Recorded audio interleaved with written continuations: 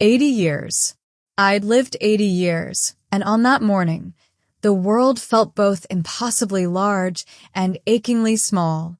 I woke up before the sun, as I always did, the house still and silent except for the faint ticking of the clock in the hallway. My hands moved automatically, folding the blue bath towel I'd set out for David the night before, the same way I'd done since he was a boy. The kitchen was filled with the scent of fresh coffee and the soft, golden light that always made the old oak table look almost regal. I allowed myself a moment to imagine the laughter and warmth that used to fill these rooms, birthday candles, little hands tugging at my sleeve, the echo of "Happy Birthday, Mom," ringing out with innocent joy. Today, I thought, would be different, but I still hoped for a sliver of that old magic. I glanced at the framed photos lining the mantel. David's first day of school, his awkward teenage grin, our last family vacation before his father passed. Each image felt like a promise I'd made to him, a silent vow to protect, nurture, and love him no matter how the years changed us. I wondered if he remembered those days as vividly as I did, or if they'd faded into the background noise of adulthood. My heart fluttered with anticipation and a little anxiety. Would he remember my favorite cake? Would he bring up the garden we'd planted together last spring? I tried to brush away the worry, telling myself that today would be about celebration, about gratitude for all the years we'd shared. The door creaked open and David stepped in, his face unreadable, carrying a paper bag instead of the usual bouquet. I smiled, searching his eyes for a spark of the boy I once knew, but he seemed distracted, distant. He set the bag on the counter and cleared his throat. There was a heaviness to the air, as if the walls themselves were bracing for something unspoken. I tried to fill the silence with small talk. Weather, neighbors, the new bird feeder, but he barely responded, his gaze fixed on the floor. My mind raced, searching for a reason, a misstep, anything that could explain the sudden chill between us. Then, without warning, he looked up and said, "Mom, we need to talk." His voice was flat, almost rehearsed. My breath caught in my chest. He didn't wait for me to answer. "I think it's time you found your own place. We need space." The words hung in the air, sharp and final, slicing through the fragile hope I'd been holding onto. For a moment, I couldn't speak. The room seemed to tilt, the familiar comfort of my home suddenly foreign and cold. I searched his face for a hint of regret or softness, but there was only resolve. My mind reeled. Was this really happening on my birthday of all days? I wanted to ask why, to plead for understanding, but the words wouldn't come. Instead, I sat there, stunned and silent, the weight of 80 years pressing down on me as the world I'd built for us began to crumble. The whole scenario is full of heartbreaks. Before I tell you the whole story, I wanted to join my channel by just clicking subscribe button. It will help me a lot in this phase. It's strange how a single moment can split your life into a before and after. As I sat there, numb from David's words, my mind drifted backward, searching for the thread that had unraveled between us. I remembered the long nights after his father died, the silence in the house broken only by David's quiet sobs. He was just 8, too young to understand loss, and I was barely holding myself together. I would tuck him in, brushing the hair from his forehead, whispering promises that we'd get through it together.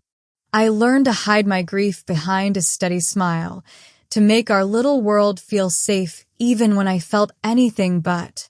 Those years were hard. I took on 3 jobs, cleaning houses in the mornings, waitressing in the afternoons, and sewing late into the night. My hands grew rough and my back ached, but I never let David see my exhaustion. Every dollar I earned went toward his future. New shoes for school, piano lessons he'd begged for, a second-hand bike I fixed up for his birthday.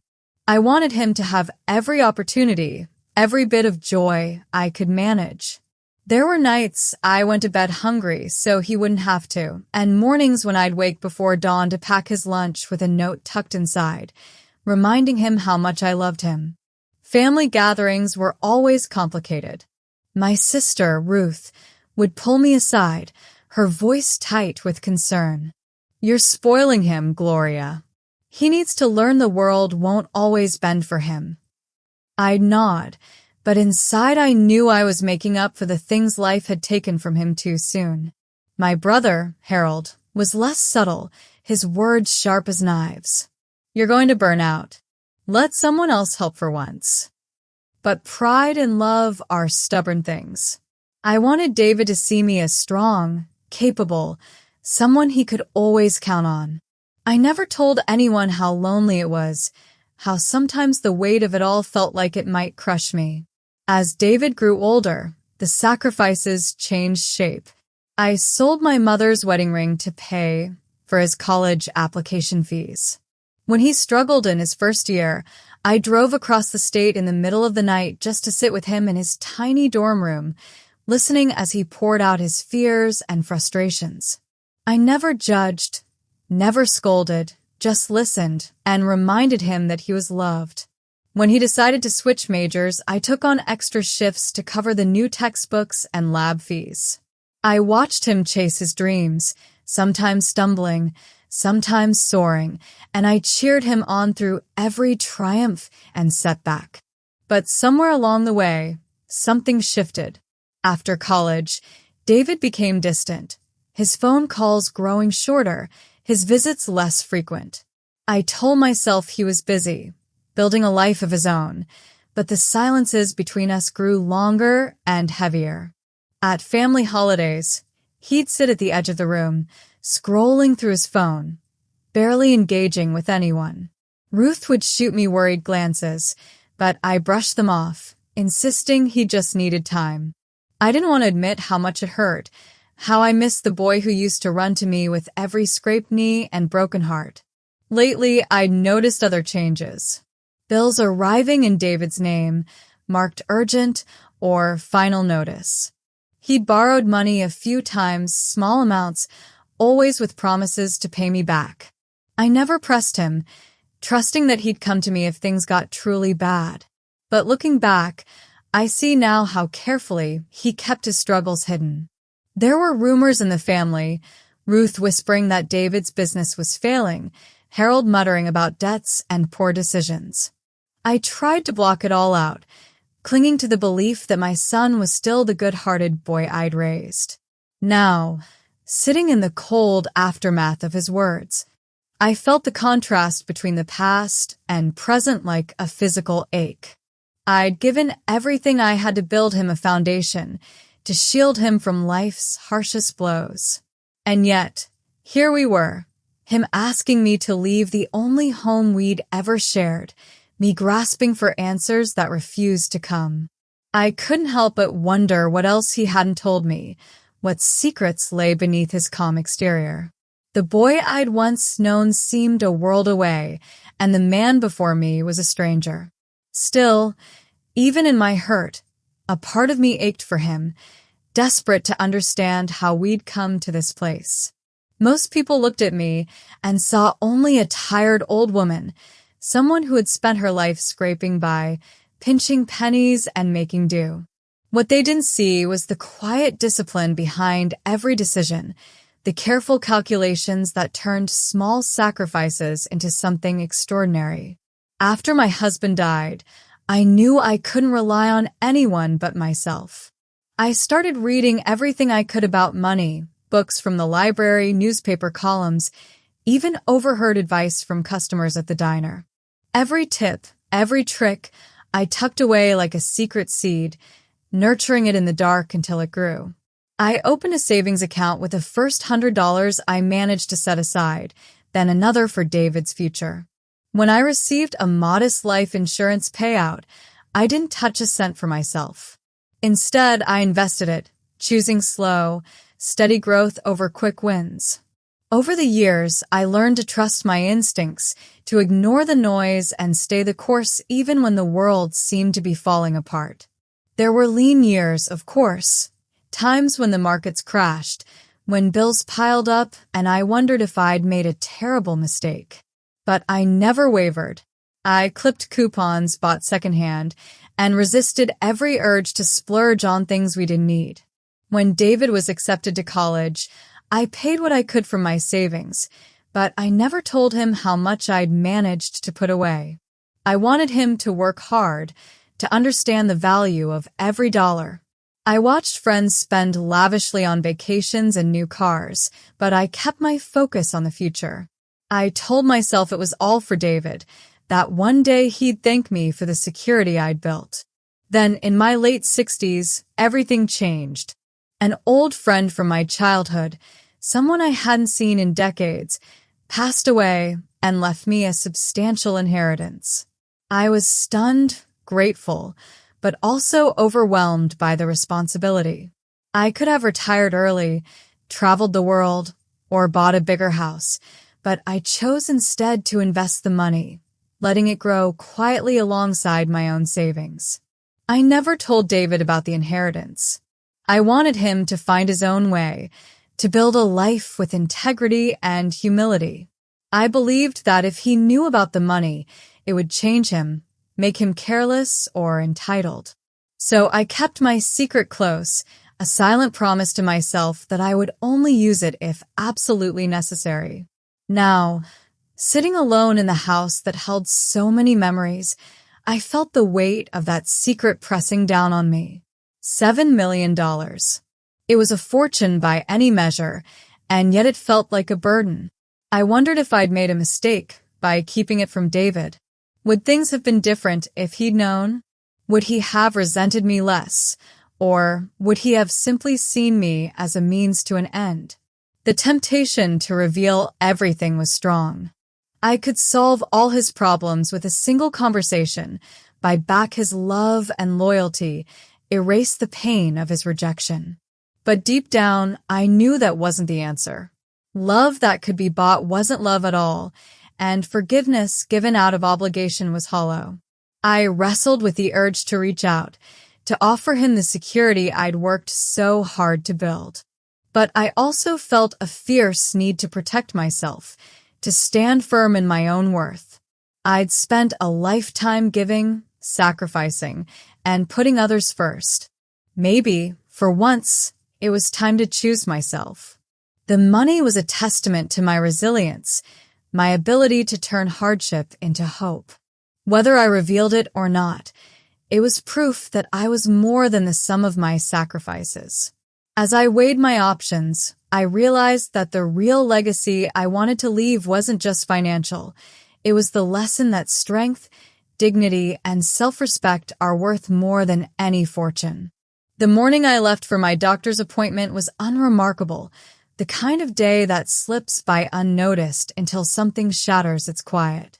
I remember locking the front door, double-checking the stove, and making a mental note to pick up milk on my way home. I'd grown used to routines, small rituals that gave structure to my days. But when I returned that afternoon, something felt off. The driveway was empty, but the air buzzed with a tension I couldn't name. As I reached for my keys, my neighbor, Mrs. Patel, hurried across the lawn, her face drawn with worry. She hesitated, glancing at the house as if it might overhear. "Gloria, I saw some men here earlier. They were with David. I think they were realtors. They were taking pictures, talking about the property." Her words landed like a blow, each syllable chipping away at the fragile trust I'd tried so hard to preserve. A cold wave of disbelief washed over me. I wanted to believe there was some mistake, that David would never do something so callous, but the evidence was undeniable. My hands shook as I unlocked the door, half expecting to find strangers inside. The house was untouched, but the sense of violation lingered. I wandered from room to room, searching for some sign that this was all a misunderstanding. Instead, I found a folder on the kitchen table, listing agreements, contracts, and a note in David's handwriting. "We need to move quickly. Don't worry, I'll handle everything." My heart pounded in my chest, anger and betrayal warring for dominance. How could he?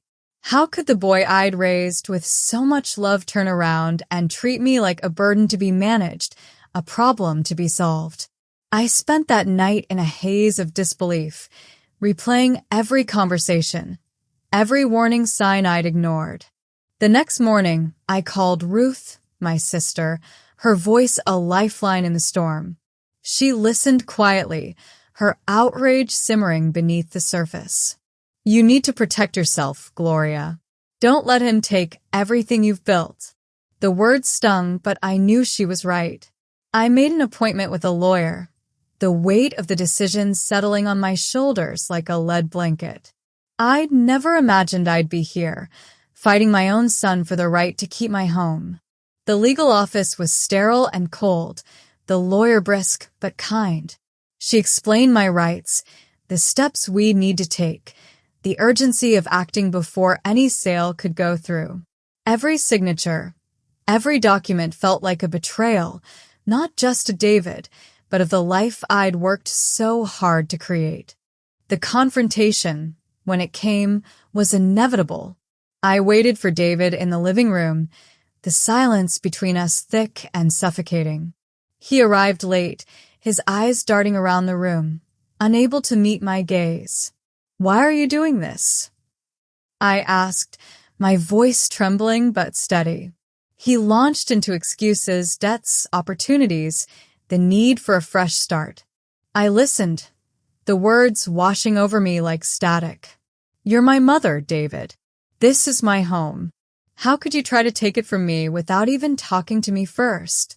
For a moment, I saw a flicker of guilt in his eyes, but it was quickly replaced by defensiveness. You don't understand, Mom. I'm drowning. I thought this would help both of us. The argument spiraled, old wounds surfacing, resentments about sacrifices made, dreams deferred, love given and taken for granted. I realized then that this wasn't just about the house. It was about years of unspoken pain, of needs unmet, and expectations unfulfilled. In the days that followed, the legal battle intensified. Papers arrived daily, each one a reminder of how far we'd drifted. I felt isolated, adrift in a sea of paperwork and memories. That's when Helen, an old friend from my church days, reached out. She'd heard about the situation from Ruth and insisted on coming over with a casserole and a listening ear. We sat together in the kitchen, the warmth of her presence a balm to my frayed nerves. She reminded me that family isn't always defined by blood, that the people who show up when things fall apart are the ones who matter most. Her support gave me the strength to keep fighting, to believe that I deserved more than to be cast aside. Each day, I grew a little stronger. I learned to advocate for myself, to trust my instincts and stand my ground. The anger that once threatened to consume me became fuel for my resolve. I refused to let David's desperation erase a lifetime of hard work and sacrifice. The legal process was grueling, filled with setbacks and small victories, but I refused to give up. Through it all, Ellen's friendship was a constant. Her laughter, her wisdom, her unwavering belief in my worth. She reminded me that I was not alone, that even in the darkest moments, there was light to be found. As the court date approached, I found myself reflecting on the meaning of home. Not just the walls and roof, but the memories, the love, the sense of belonging that no one could take away. I realized that, win or lose, I had already reclaimed something far more valuable than property. I had rediscovered my own strength, my capacity to endure and to heal. And in that, I found a kind of peace I hadn't known in years. The battle was far from over, but for the first time in a long while, I felt ready to face whatever came next, knowing I had the support of those who truly cared. David sat alone in his apartment, the city lights flickering through the window, his mind a storm of regret and anxiety. The decision to sell his mother's house hadn't come easily, but desperation had a way of making the unthinkable seem like the only option. He remembered the early days after his father's death, the heavy silence that settled over their home, the way his mother's eyes seemed to age overnight. As a boy, he'd felt powerless, watching her work herself to the bone, never asking for help, never letting him see her cry. He'd promised himself he would make something of his life, that he'd take care of her the way she'd always taken care of him. But adulthood had not been kind. David's first business venture, a small tech startup, had failed spectacularly, leaving him with mountains of debt and a bruised sense of self-worth. He tried again, pouring what little savings he had into a new project, only to watch it crumble under the weight of bad timing and worse luck. Every failure felt like a personal indictment, a reminder that he was not the man his father had been. The pressure to provide for his own family grew heavier with each passing year.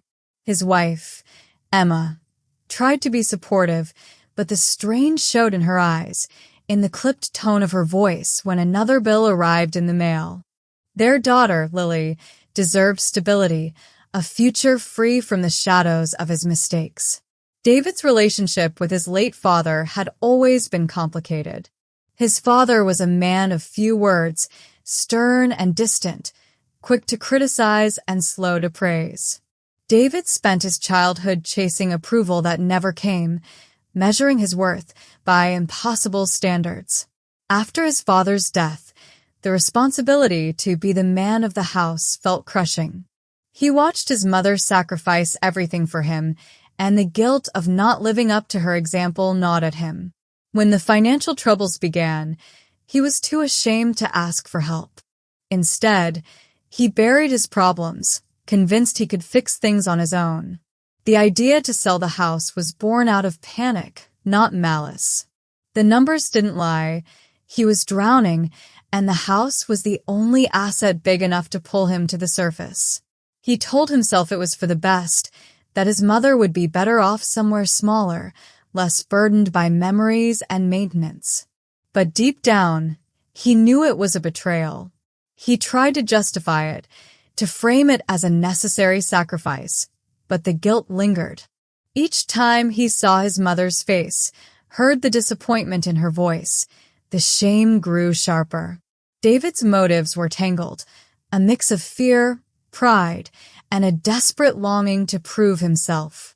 He wanted to be the son his mother deserved, the provider his father had never believed he could be. But with every step, he felt himself slipping further away from the person he wanted to become. He wondered if forgiveness was possible, if the damage could ever be undone. The thought haunted him, an open question with no easy answers.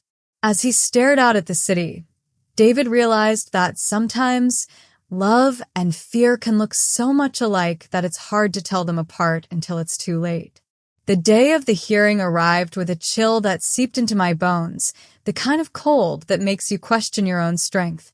I dressed with care, choosing a navy suit I'd saved for special occasions, and clasped my mother's locket around my neck, a quiet reminder of the women who came before me. Helen met me at the courthouse steps, her arms slipping through mine, her presence a steadying force. My lawyer, Miss Chun, greeted us with a nod, her eyes sharp and reassuring. The courthouse itself was imposing, its marble floors echoing with footsteps and whispered anxieties. I took a deep breath, feeling the weight of the years settle on my shoulders, but also a strange sense of peace. I had come this far, and I would not falter now.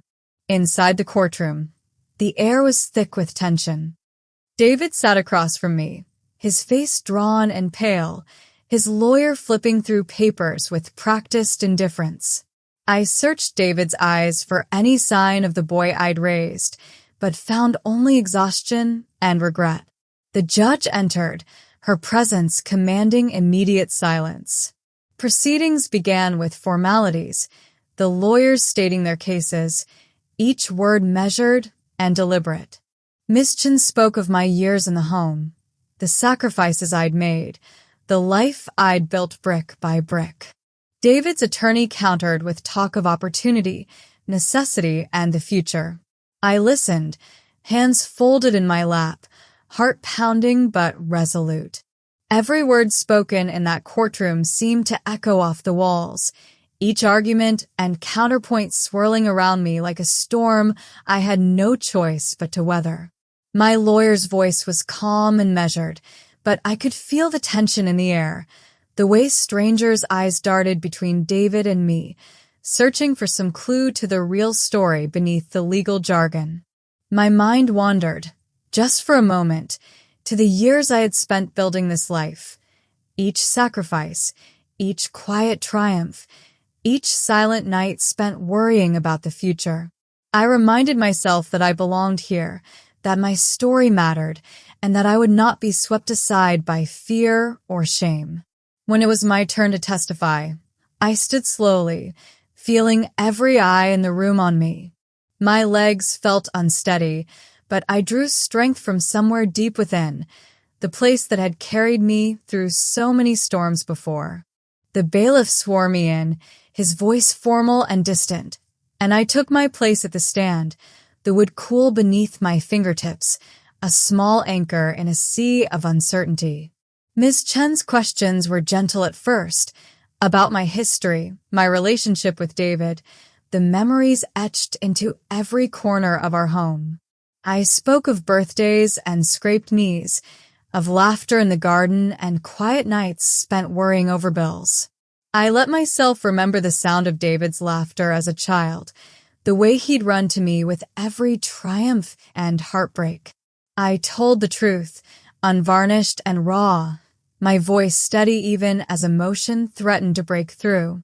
The judge listened intently, her gaze unwavering, and I could feel the room shift, the narrative changing from numbers on a page to the story of a life lived in devotion. Then came the moment I had dreaded and prepared for in equal measure. Ms. Chen asked if there was anything else I wished to share with the court. I hesitated, the secret I'd guarded for decades pressing at the edges of my resolve, threatening to spill out before I was ready. I looked at David, his eyes wide with confusion and something like fear, and I saw not just the man he had become, but the boy he once was, the boy I had loved so fiercely, the boy I had tried so hard to protect. I drew a breath and spoke, my words clear and deliberate, each syllable carrying the weight of years. For many years, I have quietly built a financial safety net, not just for myself, but for my family. Through careful investing, hard work, and an unexpected inheritance, I have accumulated a substantial sum. $7 million, to be exact. I never shared this with David, not out of mistrust, but because I wanted him to learn resilience, to value hard work and humility. My intention was never to shame or punish, but to protect the legacy of love and sacrifice that built our family. A stunned silence filled the room. Even the judge seemed momentarily taken aback, her pen pausing mid-sentence. David's mouth fell open, his face a study in disbelief and dawning realization. I could see the questions racing through his mind, the shock mingling with regret. I continued, my voice firm, steady now that the truth was finally out. This house is more than just property. It is the foundation of my life, the place where I found the strength to endure, to hope, and to heal. I ask the court to let me keep what I have built, not because I am wealthy, but because I have earned the right to decide my own future. The judge called a brief recess, and I sat with Helen in the hallway, her hand warm in mine, grounding me in the present as the enormity of what I had just revealed settled quietly around us. David paced nearby, his lawyer whispering urgently, but he looked lost, adrift in a sea of consequences he hadn't foreseen. When we returned to the courtroom, the judge delivered her ruling. Her voice was measured, but there was compassion in her words. Given the evidence and the testimony presented, I find in favor of the respondent. The house will remain in Mrs. Carter's possession. Furthermore, the court recognizes her autonomy and her right to determine her own living arrangements. Relief washed over me, mingled with sadness for what had been lost. David sat motionless, his eyes fixed on the floor, shoulders hunched beneath the weight of his choices. I wanted to reach out, to comfort him, but I knew some lessons could only be learned in silence. As the courtroom emptied, Helen squeezed my hand, her eyes shining with pride. Justice had been served, not just in the letter of the law, but in the spirit of dignity and truth. I walked out into the afternoon light, the burden of secrecy lifted, my head held high. For the first time in years, I felt truly free, not because of the money, but because I had finally spoken my truth. The days after the courtroom verdict unfolded slowly, as if the world itself was pausing to let me breathe. For the first time in years, I awoke without a knot of dread in my stomach. The house felt different, lighter, as though some invisible weight had been lifted from its walls. I wandered from room to room, touching the familiar surfaces, letting memories come and go without the sting of loss. There was a new sense of ownership, not just of the house, but of my own story. I had fought for my dignity and won, not with anger or vengeance, but with the quiet certainty that I deserved respect. The silence was no longer heavy. It was peaceful, a canvas for whatever came next. Forgiveness, I discovered, is not a single act but a series of choices, a gentle loosening of the grip that pain holds on the heart. It was not easy to forgive David. There were moments when anger surged unexpectedly, when I would remember the betrayal and feel the old ache flare up. But I saw, too, the boy he had been, the man struggling beneath the weight of his own regrets. I chose to forgive him, not to excuse his actions, but to free myself from the bitterness that threatened to take root. I called him one evening, my voice steady as I told him that while trust would take time to rebuild, I was willing to try. He was quiet at first, then broke down, his words tumbling out in a rush of apologies and sorrow. We spoke for a long time, not as mother and child, but as two people trying to find their way back from the edge of loss. Setting boundaries was a new skill for me, one I learned late but embraced fiercely. I made it clear to David that I would not be his safety net, that my support would come in the form of love and guidance, not money or rescue. I encouraged him to seek help for his financial troubles, to take responsibility for his choices. It was difficult to watch him struggle, but I knew that stepping back was an act of love. 2. I wanted him to grow, to find his own strength, just as I had found mine. Our conversations became more honest, sometimes raw, but always real. With each exchange, we rebuilt a foundation, not of dependence, but of mutual respect. With the legal battle behind me and my secret fortune intact, I allowed myself to dream again. I booked a trip to Italy, a place I'd always longed to see, but never dared to visit. I wandered the streets of Florence, marveled at the art and architecture, and tasted gelato in the afternoon sun. I sent postcards to Helen and Ruth, sharing stories of my adventures, grateful for the friendships that had sustained me. I reconnected with old friends, inviting them to join me for dinners and long walks, rediscovering the joy of companionship. I found new purpose in giving back, quietly supporting charities that helped women and children in need. It felt good to use my resources to make a difference, to turn my own struggles into hope for others. Helen remained a constant presence, her laughter filling my kitchen on quiet afternoons. We shared stories, recipes, and dreams, two women who had weathered life's storms and emerged stronger for it. She reminded me that family is not always defined by blood, but by the people who stand by you when the world feels unkind. Ruth visited often, her sharp wit and gentle wisdom a comfort as I navigated this new chapter. Together, we celebrated small victories. David finding a new job, Lily's first piano recital, the simple pleasure of a shared meal. I learned to savor the present, to let go of old disappointments, and to embrace the future with open arms. David's journey was not an easy one. He stumbled, made mistakes, and sometimes retreated into old patterns. But he kept trying, reaching out in small ways. A phone call to share good news, a letter on Mother's Day, a visit with Lily in tow. I saw him working to become a better man, not for my approval, but for himself and his family. Slowly, the walls between us began to crumble. There were setbacks, moments of misunderstanding and hurt, but also moments of grace. I realized that healing is not a straight path, but a winding road with room for both sorrow and joy. As the seasons changed, so did I. I found strength in solitude, purpose in generosity, and peace in forgiveness. I learned that self-worth is not measured by what we give to others, but by the love and kindness we show ourselves. I discovered that boundaries are not walls, but bridges, ways to protect what matters most while still inviting others in.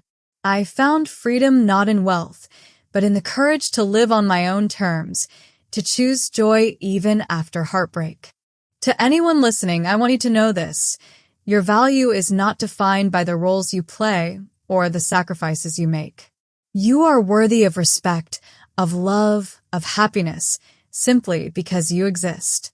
It is never too late to reclaim your story, to set boundaries, to forgive and begin again.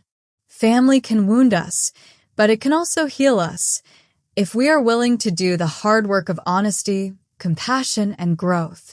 If you have been betrayed, remember that forgiveness is a gift you give yourself, a way to let go of pain and make room for something new. I hope my story reminds you that even in the darkest moments, there is always a way forward. You are stronger than you know, braver than you believe, and more deserving of joy than you realize. Take the risk to choose yourself, to invest in your own happiness, and to trust that the future can hold unexpected beauty. If my journey has touched you, I invite you to reflect on your own life, on the boundaries you need, the forgiveness you seek, and the dreams you have yet to chase. We are all works in progress, learning and growing with each new day. Thank you for sharing this journey with me. May you find the courage to write your own next chapter, and may it be filled with hope, healing, and love. Also make sure that you are subscribed to my channel. This will help me a lot, and it will be the hope and chance that we can meet again. I will be grateful if you join my channel, like this video, and share with someone you love the most.